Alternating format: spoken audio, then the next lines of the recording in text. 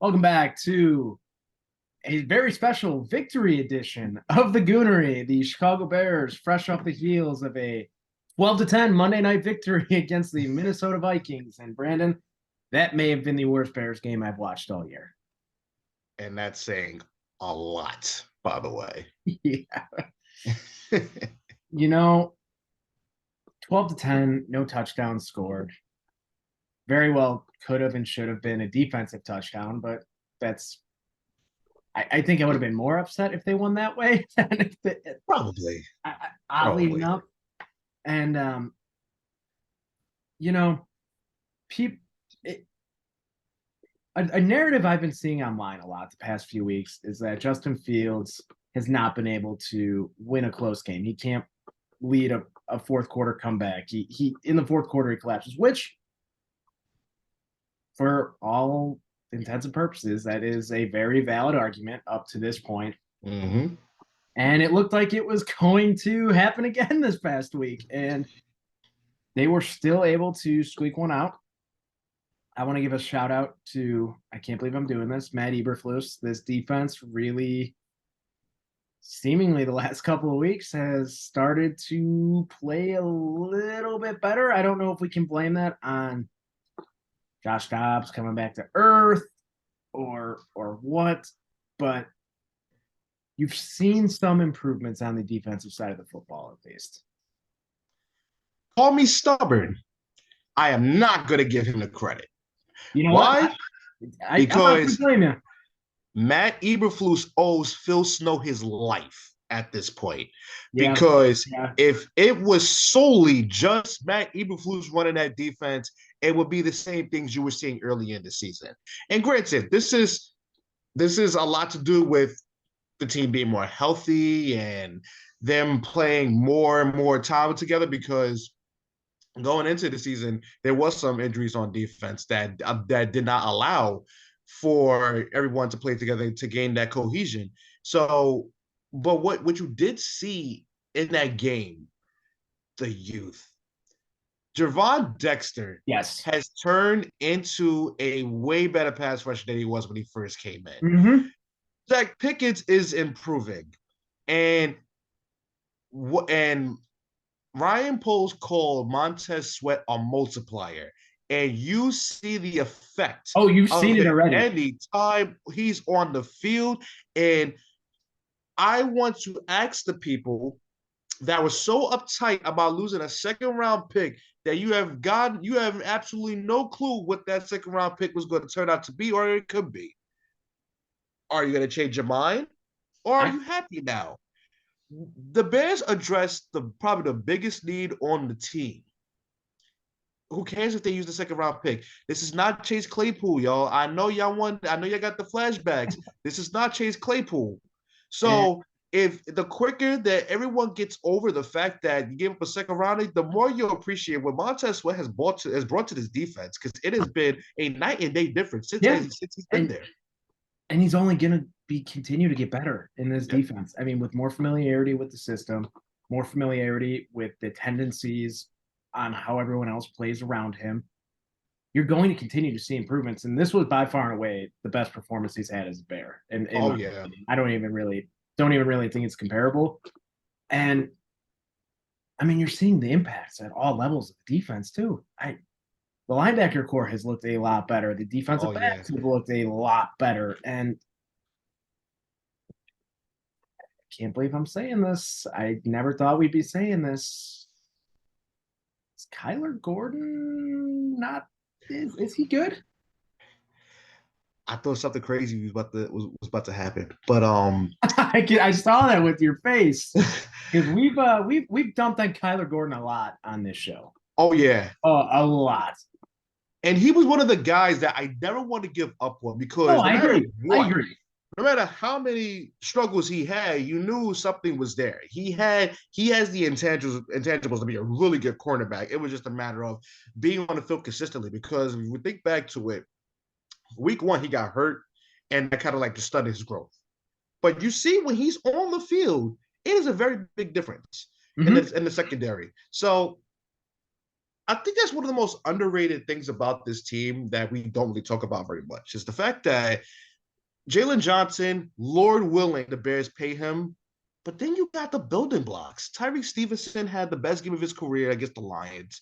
Terrell Smith is a big physical corner that, to me, that guy has a place on the roster, 1,000%. Mm-hmm. And Kyler Gordon is finally coming into his own. That's good for a four cornerback group you got right there, which, by the way, was one of the very, very strong weaknesses on the Oh team yeah. going Oh yeah. into this season. So the fact that that's coming together, and then you have the defensive line, while young, is very, very effective at this moment in time. I'm telling you, the building blocks are there. Here's going to be the conundrum they're going to run into. The talent on this team is starting to win over, but the problem is that the guy who happens to be the head coach happens to coach the defense too. Yeah. Yeah. So I know you don't want to root to lose games, but you just got to think like, damn, the Bears have a somewhat favorable schedule going forward, and anything can happen at this moment in time. If they make a run, does the mindset change on where we are with Matt Eberflus? I can't believe I'm saying that my damn self. I But it's one can't of those either. things we can't ignore that just because we don't like the guy. I know. I it's almost like we're stuck between a rock and a hard place right now. Yeah. You want to see Matt Eberflus fail. You don't want him here. Yes. But if it looks like they might finally be turning a corner, I don't know. Don't get me wrong. If the season ended right now, he's out of here.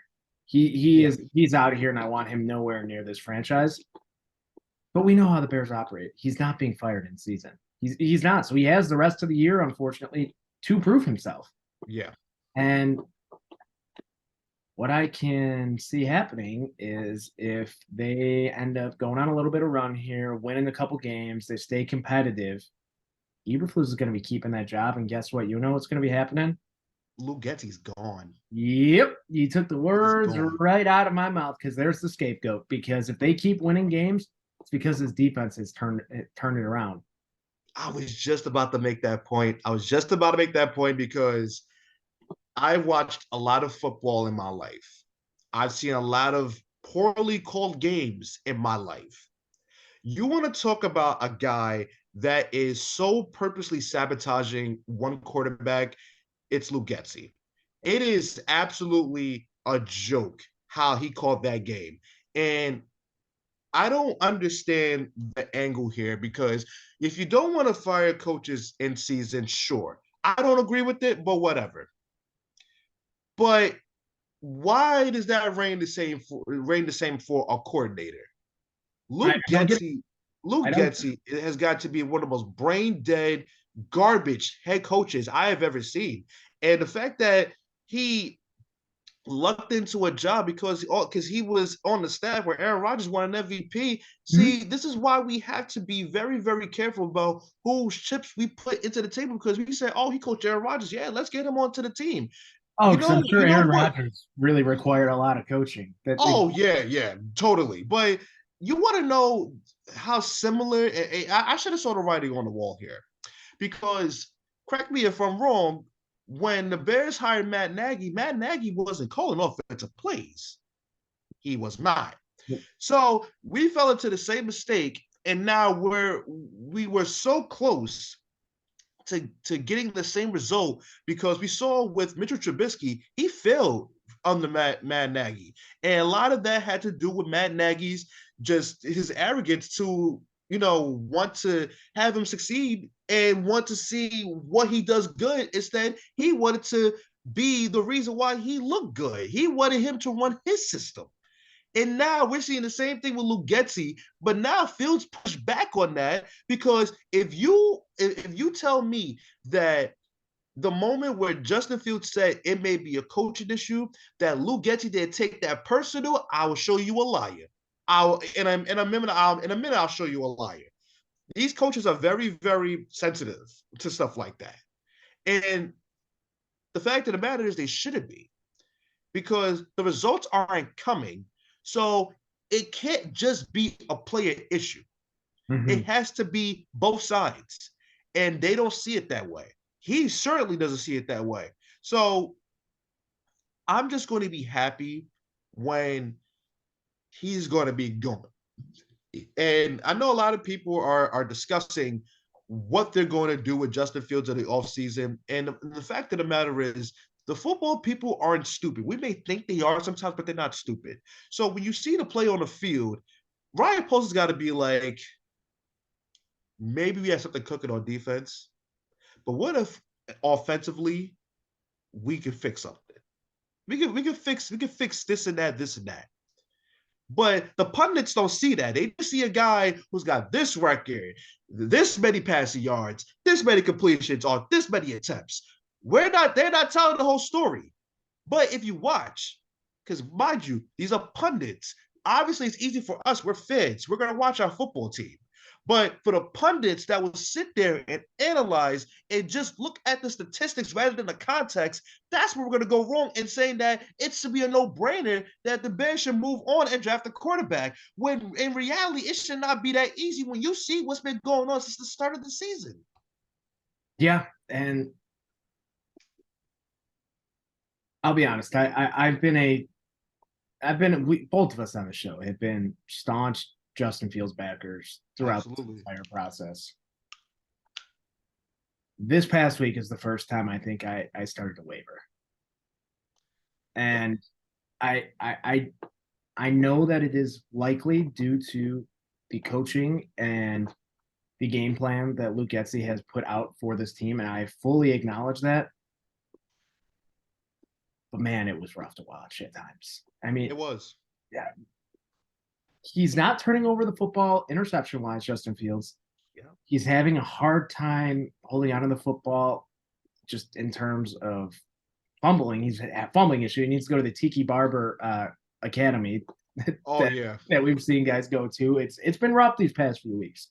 Yeah. And one play in particular that kind of stood out to me was just the overthrow to Darnell Mooney on the deep it was like a deep corner post route where he just Mooney got sent to the chiropractor because of Fields sailing it and him jumping up trying to catch it. You got to make. I don't know if you know the play I'm talking about. I believe it was in the vaguely I do. Early fourth quarter, I believe. You got to make that throw. That's just a throw you can't miss, and you end up getting your guy killed because you sailed it. And you don't see those a lot, but I'm not sure also if you saw Fields' passing map with the completions, incompletions, distance down the field. I believe he completed one throw past the 10 yards this past week. You just can't have that. I mean, the amount of checkdowns and screens, and I know that it's a game plan thing. I know that. But at what point, as a front office, as a coaching staff, do you let your quarterback, who is very, very adamant about the fact that his deep ball is the best part about his game? He said it again this week already following the game. The deep ball is the best part about my game, what I'm the most confident in. When are you going to let your quarterback do that? They clearly don't have the same faith in that deep ball that Justin Fields has in himself, and there's a gap somewhere. I don't know what that gap is or how they fix it other than letting Justin Fields fail. If he has that confidence in himself, you know he has the talent to do it. He's a first-round pick. People have said he's the most talented quarterback in that class in all reality. And let him fail. Just that's where I'm at. Let him fail. He has not even been able to fail. He hasn't been given an opportunity to fail. And it's just frustrating because you saw what he can do when he pushes the ball downfield against Washington. Yep. Let him do more of that. it's a disconnect. It's that simple, and this is why I go back to questioning, front offices. What are we doing to hold coaches accountable for stuff like this? You know, as a guy who evaluates the entire roster, you sign guys, you extend guys, you draft guys, and you do that all through the eyes of evaluating.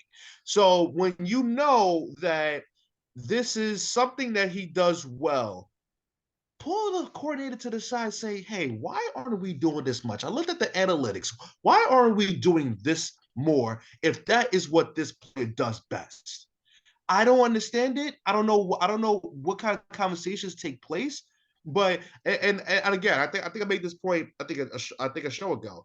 You let the coaches coach. You let the GMs do what the GMs do. But at some point, you got to step in and say, what are we doing here? Mm-hmm. This looks like a very blatant um sabotaging of this quarterback that might wind up being the guy that you keep going into next season. But the problem is that regardless of who will be the coach, who is the coach now, relative to the coach who will be the coach next season, that still puts it in a player's head like, yo, they put me through all this shit for me to just succeed, and that's kind of crazy if you ask me.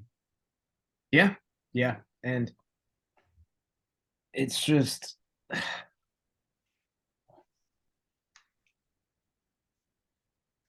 I'm struggling to find words, and that's not a good thing as a podcast host. It's not a good thing. It's just I struggle to find words just because I feel like we've beaten this topic in the ground week after week after week.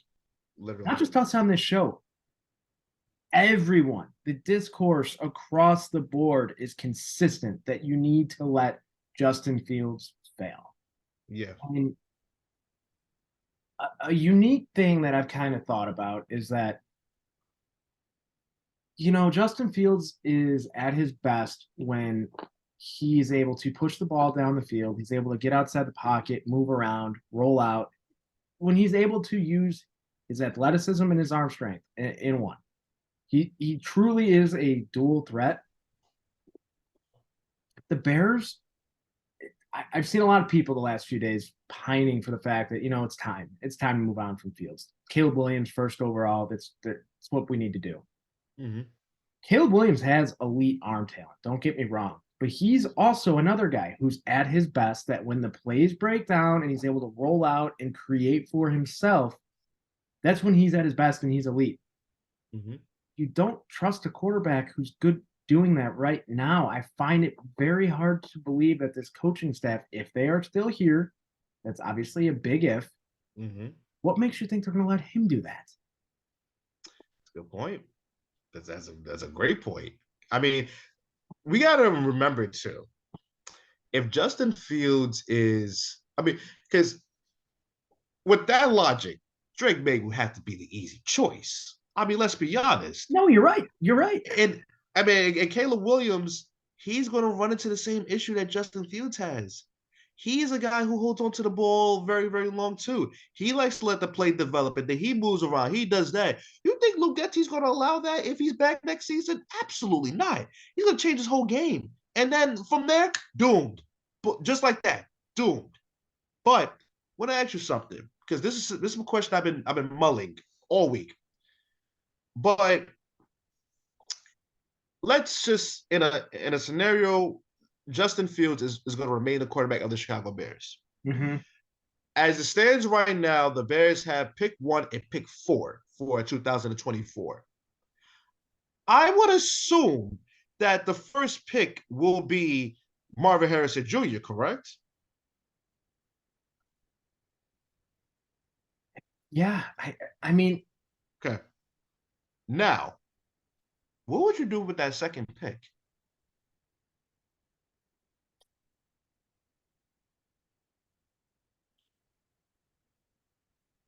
it's really interesting because I think that the way this is going to shake up draft wise, I think we're going to see a few more quarterbacks climb into this top 5, top 7 range than Oh people yeah. are thinking, and people are going to get hungry after those first two go. Do you trade back? Absolutely, you do. Question is how far. I've seen people, because think about it like this: the Bears' holes in the roster right now, I would say a lot of them can be filled in free agency. When I Yes. say there's a lot of holes on this team right now, if you go into next season, honestly, I would say no. I would honestly say no. Honestly, I can't believe we're on the same page here, but I genuinely agree because you've Yeah, seen a lot of improvements everywhere. I mean, the offensive line seemingly keeps getting better and better. Tevin Jenkins, you need to extend him. I don't care about the injury concerns at this point. He's a top 5 guard in football if he's on the field. He is the fact he's made the transition to guard and tackle so seamlessly and has become so elite at what he does that quickly speaks testament to the type of football player he is. You give that man however much money he wants, and I don't care about the injuries at this point. I break the damn bank for him. Yep. He's that good. Yep. He's that good. And there's been people who's been telling me, Joe or Olufashinu, listen, I'm here to tell you something. The Bears, believe it or not, have 2 future tackles. Yeah. They are not going to make a move at tackle. They're good over there. I'm I agree. just gonna let y'all know. And at this moment in time, what I would say the biggest, there's 2 holes on this roster that is very, very glaring. I'm not gonna say defensive line because defensive line, they have a lot of talent, and guess what? You can do that. You can add in free agency too. Mm-hmm. Linebackers, you're good. Cornerback, you're good. Eddie Jackson, you're probably gonna move on from. Cool. Yeah. I mean, whatever. You're moving on. But you look at the offensive side of the football. Someone brought this point up. I think I know where you. I know where you're taking this. I think. The fact of the matter is, I know where you're taking this.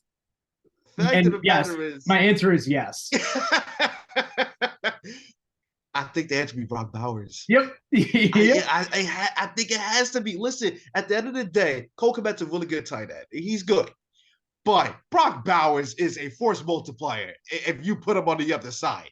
I mean, you have the one thing that this is something that I saw early on Twitter, and I agreed. There's a very glaring hole at wide receiver in 3. And the problem that the Bears are going to run into is that it's going to be DJ Moore next season. You have no guarantee Darnell Mooney's going to be brought back, and I don't think he is. I don't think he'll be back. And then you see who's behind him, and you're just like, yeah, you probably need to stack up on wide receivers. But then again, at the end of the day, you need to stack up on weapons. If you get Marvin Harrison Jr. and Brock Bowers on one offense, I mean, come on. I mean, and you add in DJ Moore. I mean, how do I forget DJ Moore? I mean, that to me, that's unfair. It's unfair. And I'll say this: if you do that and Justin Fields still doesn't succeed, gone. Then you've done everything you can.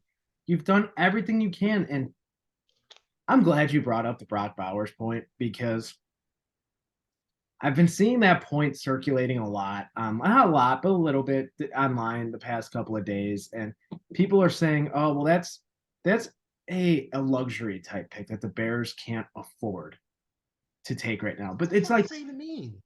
Exactly, it's like look around. Where else? What other holes genuinely? Glaring holes, should I say, that need to be addressed in the first round. You're not going to be taking a safety that high. You're not going to take a center either. Nope, exactly. You're just not going. You're not going to do that. And Bowers realistically is probably a top 5 talent in this draft. Oh yeah.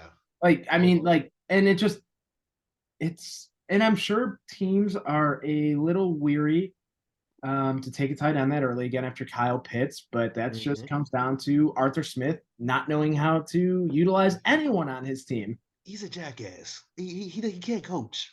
He can't coach. Yeah, Brock, man, that's an offense right there. That's an offense. That would be a hell of a lot of fun. We'll see. I mean, we're in an interesting spot going into the bye week. That is for sure. And I look at where they're at right now. they should be on the in the hunt graphic at this point in time. The Giants are there. Why can't we be there? I mean, just realistically, they should have beat the Broncos and they should have beat the Lions. That's 2 more wins. That's a fact. Firmly That's a fact. in the hunt. They blew two more wins. And think about it. All you need, to me, you need just a couple of players more and a different coaching staff. We're that close. We are that. I can't. And you know what? It's crazy. I am literally quoting the man I want fired, but he's not wrong. He's not wrong. It's crazy. Oh God, I feel like on this show we've become a Matt Eberflus show, and I don't like it. Not at all. It's kind of depressing. Just discussing the fact that it's possible he could stay. Like that scares me. Yep. But moving on to more exciting things. We are set up for a very, very exciting conference championship weekend. Oh, yeah. And a very chaotic playoff scenario at this point in time. I would say, Brandon, there is one team that is for sure going to be making this playoff 100%. And who would that be? It's the Wolverines after, I'll say it, an ass kicking of Ohio State. Really? I think so. I can't go that far. And that's fine. But I think that they're going to just make Iowa look like they're playing the school, like they're the school of the blind. I mean, realistically, did you see what the total is for Iowa in each half currently? I did not. Iowa's over under 14 points in both the first and second half at this point in time is 0.5. No way. Yeah. No way. Yes. Oh yes. my God. Yes. God. Yes. What? I mean, I'm actually surprised because I'm like, I mean,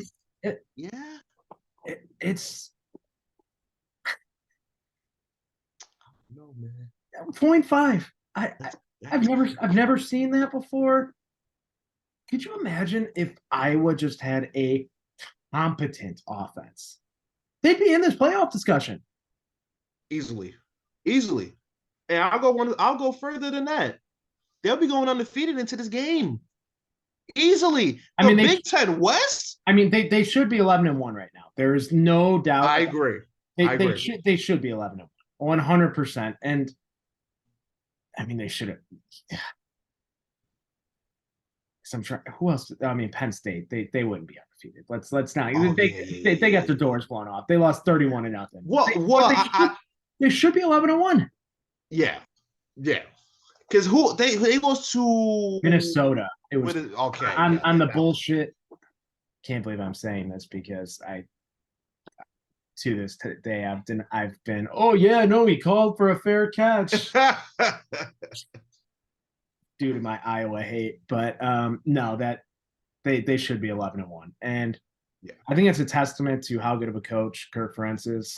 I really do. I mean, they'll never get over that hump at Iowa. It's unfortunate for those fans, but Michigan's favored by 23 points now. I think they're as close to there's no way they don't get in. I think even if they lose, they're in. And they're not going to lose. They're not going to. You know, I think NCAA pettiness would probably maybe if they were to lose to keep them out. That would be the only way. Yeah.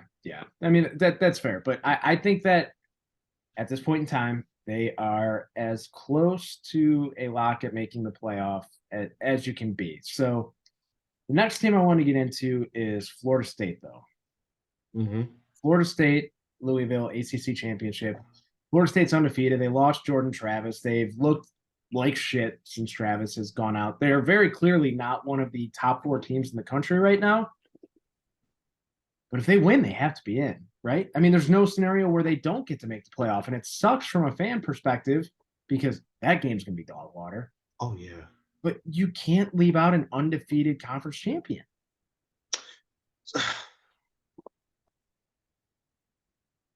I mean, Okay, damn, man. so let me propose this scenario to you, okay? Okay. So Michigan's in, Hmm.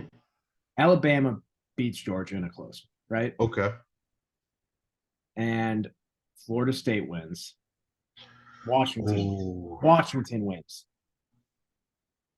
you gotta get Florida State out. You have to. But as an undefeated Power Five, undefeated Power Five champion, you can't leave them out. Because You know, but then yeah, that, you're that right. just takes the whole regular season and says, you know what? That doesn't matter. It doesn't Yeah. matter. We're just ready and trying to put the most entertaining game on the field. I get the committee can't they can't solve or fix the fact that Jordan Travis almost lost his fucking leg. Like True. you can do that. That's horrible. I feel horrible for them. I feel horrible for Yeah. Florida State. In that scenario, I find it hard to believe. Call me crazy. I think Georgia gets bounced. If they lose to Alabama, Washington wins, Michigan wins, Florida State wins. You can't leave out 3 undefeated Power Five conference champions. I'm gonna be honest with you, man. I think they still get in. I think for the fact that they lost to a team like Alabama that's really good. Alabama's been really good No, I down mean the stretch. it's Alabama. You know they're going to be good down the stretch. It's how it is Of every year course. until Nick Saban is wherever he's going to be after he's passed Right. away. But Where he's gonna be. I find it I just it's hard for me. This year would have been perfect for the start of the 12 team playoff. There's Oh, 1000%. no doubt about it. And the NCAA has to be feeling so damn good about the fact they made this decision with how this playoff race is shaping up. Because here, we haven't even said the fact that, okay, Florida State loses, which I think they will lose to Louisville. I genuinely, I do think they're going to lose. I'm praying to God they don't. But we're gonna get into that. Okay, so Florida State loses, Georgia wins, Washington wins. And if Texas wins, I mean, does Texas still have a path? It's crazy. And we're not even forgetting the fact haven't even mentioned the fact that Oregon right now is a 9.5 point favorite against Washington in the Pac-12 championship. 9.5. Yeah, nine and a What half. the hell? So I thought that spread realistically would have been about 3.5 in Oregon's favor. I thought Oregon was going to be favored because they have looked like the better team since they. Oh yeah. Oregon, honestly, they did outplay Washington in that game when Washington won, but 9.5 points for two teams in the top 6. That's crazy. Oh no, but that's free money right there. You would think. You would think. And it's just there's just so many moving parts to this. Who's going to get in right now? I don't remember a college football playoff like this ever since it started. You know, I think last year was chaotic too.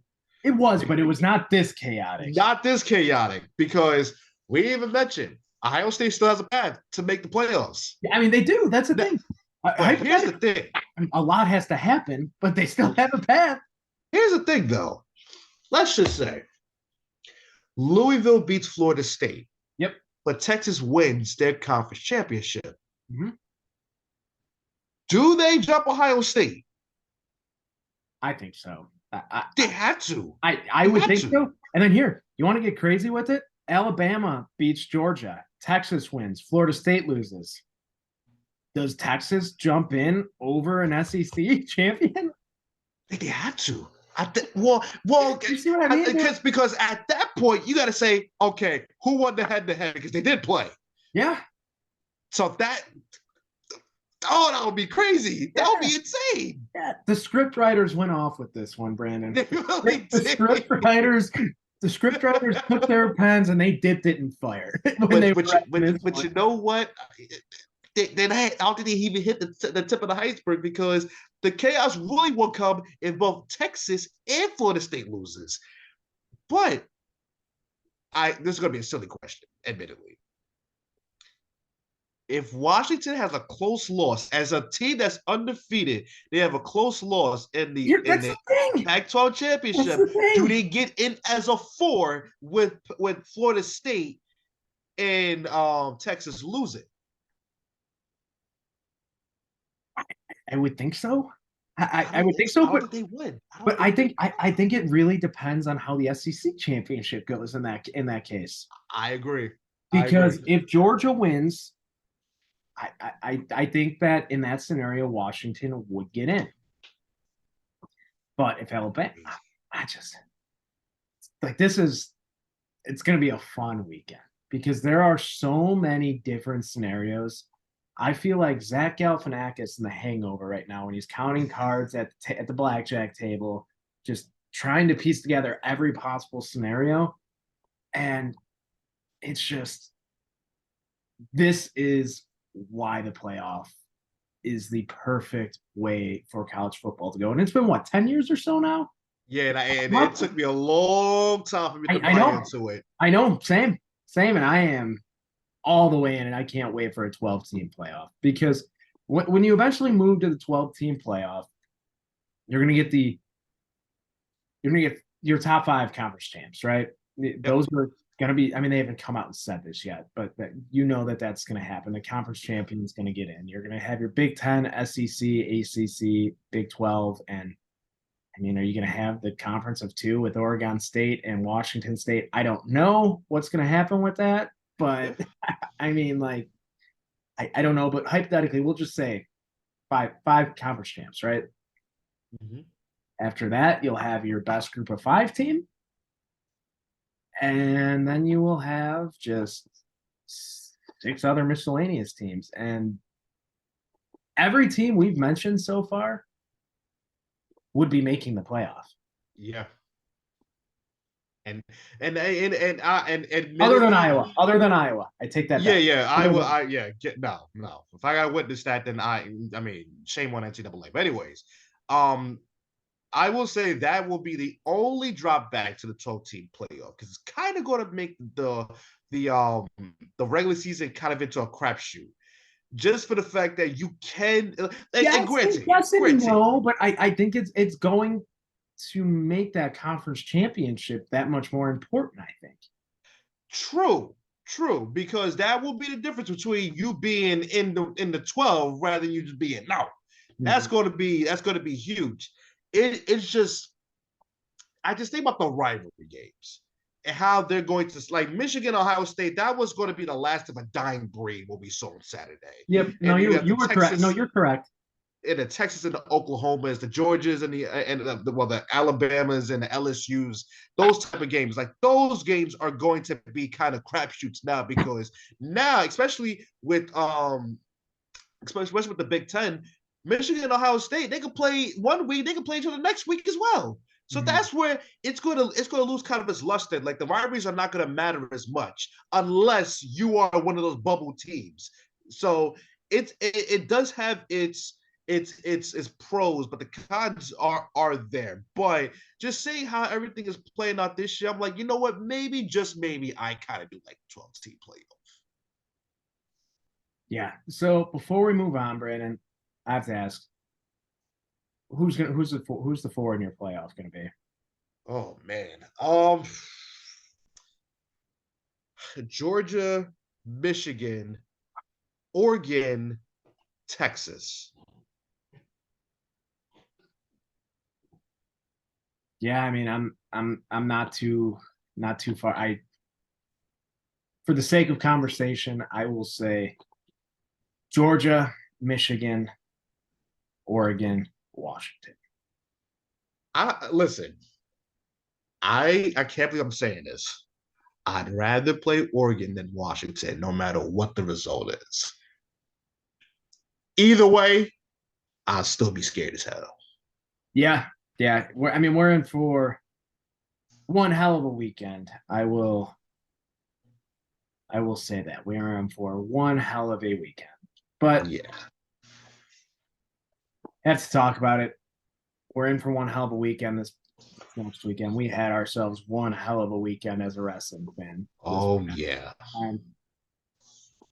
I know that on this show we have been very outward in our criticisms of CM Punk, but something about how this run 9 years after leaving, there's a different energy behind this return than there was to him coming back to AEW. The AEW return, in my opinion, always felt like it was a middle finger to WWE.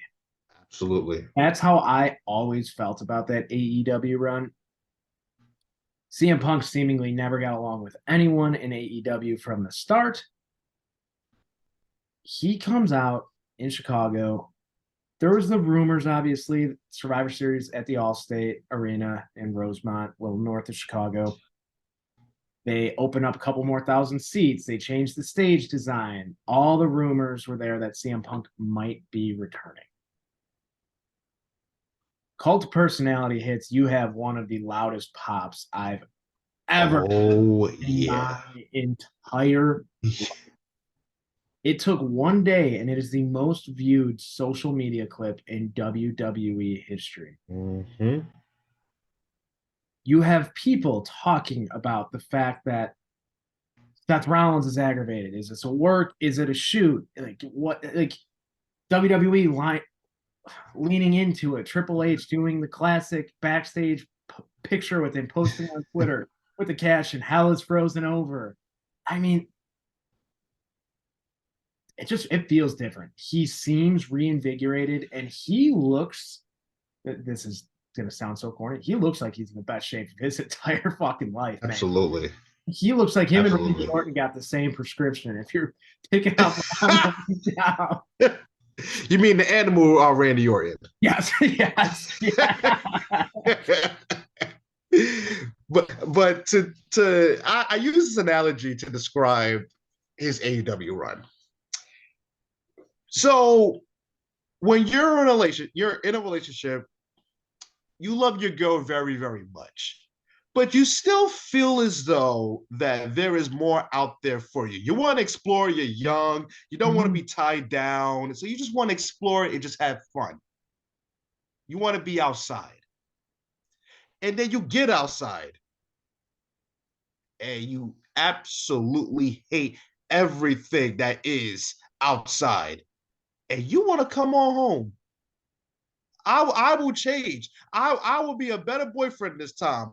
I don't want those other women. I want to be back in your arms. Mm-hmm. That's how I describe this. CM Punk thought the grass was going to be greener on the other side, and he had to find out the hard way. He said this in the promo that a wise man told him, you got to get what you can out of this business, and then you leave so you could come back to appreciate it. Mm-hmm. Perfect example. It was the perfect example.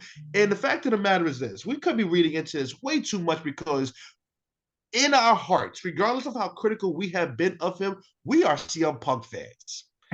Other than all right, me being a Chicago kid, other than John's, this is gonna sound. I mean, I know I'm gonna sound like the biggest, like, really ruthless aggression, early 2010s mark of all time.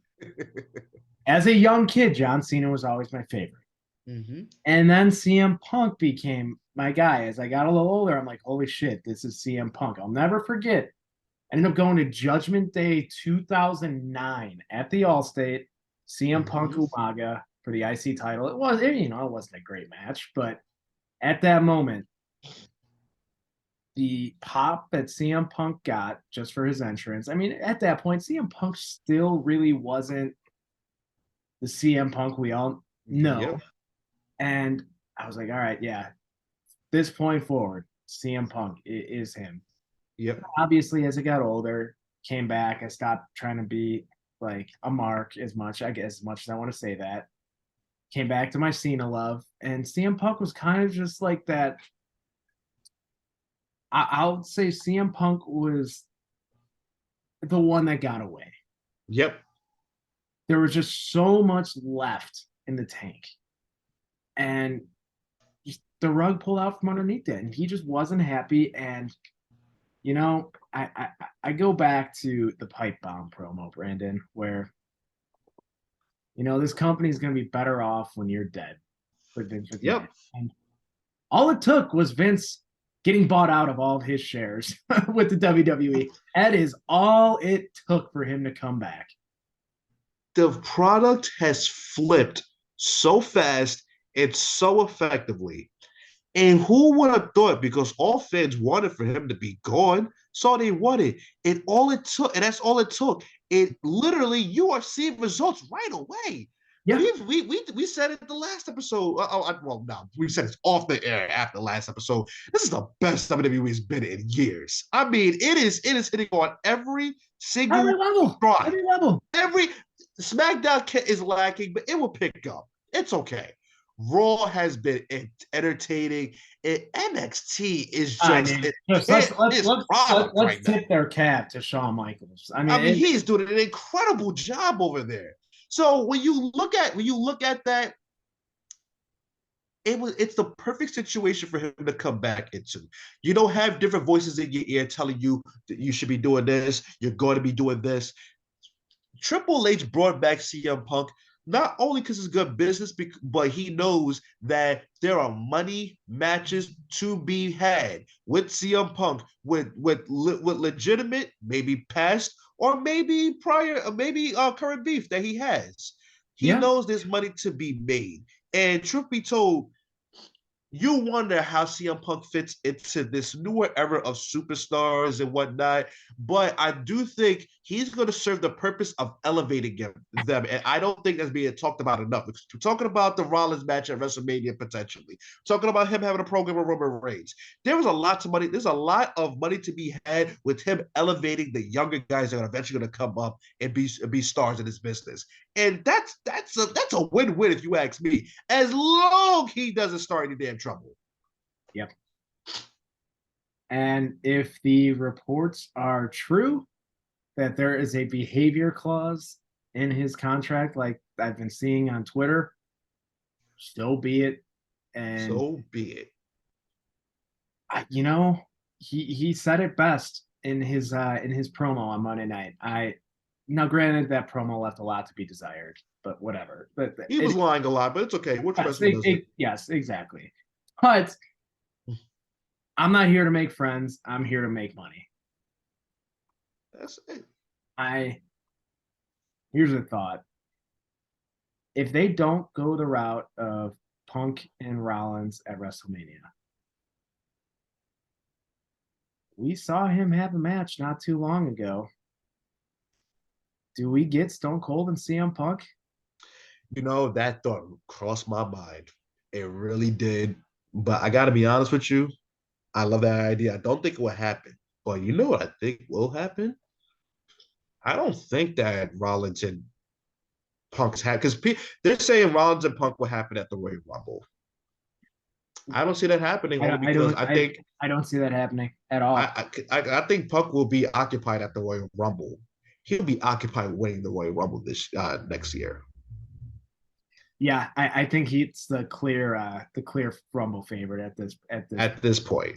I think in a matter of a week, we've gone from. I really thought Gunther was the heavy Rumble favorite at this point. The way I kind of saw the Rumble shaping up was first order, Cody coming in at 1 this year, Gunther coming in at 30, final 2, and Gunther winning. But I don't know. I genuinely. Gotta be honest with you. Cody and Punk being the last two is going to move mountains. Okay, is going to move mountains. That's going to be. I mean, we're talking about Shawn Michaels, Undertaker levels of being the last two. That's how special it's going to be. And if that happens, and Punk don't win, oh man, I might lose my damn mind. I might lose it. What a time to be a wrestling fan, man. There Oh, are it's so amazing. many different scenarios right now. We're about what, a month and a half out from the Rumble or so, Yeah. 2 months. It's so I have to ask, what the hell is going to happen with Damian Priest in the briefcase now? I Because think he's going to win the championship. He's going to win the World Heavyweight Championship by the end of the year, but he's going to lose at the Royal Rumble again. I think okay, he's got a very short reign, and it's probably going to lead to a split of the Judgment Day. yeah, fair, fair. I don't think that they can have another failed cash. I don't. I don't. Yeah, I agree. And I think that it would just be, even if it's a transitional run, a pat on the back for the work that Priest has done. With That's Judgment Day, exactly where I'm going with it. Yep. a pat on the back for what he's done with the Judgment Day, a pat on the back for what he was able to do with Bad Bunny. It's been a hell of a run for Damian Priest, and I just think Agreed. it's shitty timing, shitty circumstances for him. Mm-hmm. But sorry, buddy, you're not CM Punk. Literally. And I think he understands that too. Priest doesn't Yeah. seem to be a dummy. He seems to get what's best for business. And yeah, it's what a time, man. Yeah. I need to make a trip to Philly. It's only an hour and some change out from me. I need to make that trip. You do. You I do. need to make it. I've never seen CM Punk live. I've seen a couple of wrestlers live. I've seen Randy Orton, Shinsuke. I've seen a good amount of superstars live. I gotta see CM Punk live. I've never done it, but I had to. Oh man. I will be very jealous if you make that trip. I might have to, man. Well, with that being said, we're going to wrap up this week's episode of the Goonery. Thank you very much for tuning in. We will be back next week. And man, folks, it's gonna be college football playoff because, well, like we talked about, a lot of chaos coming this weekend potentially. So don't forget to like, share, subscribe to the show, and we'll see you next week.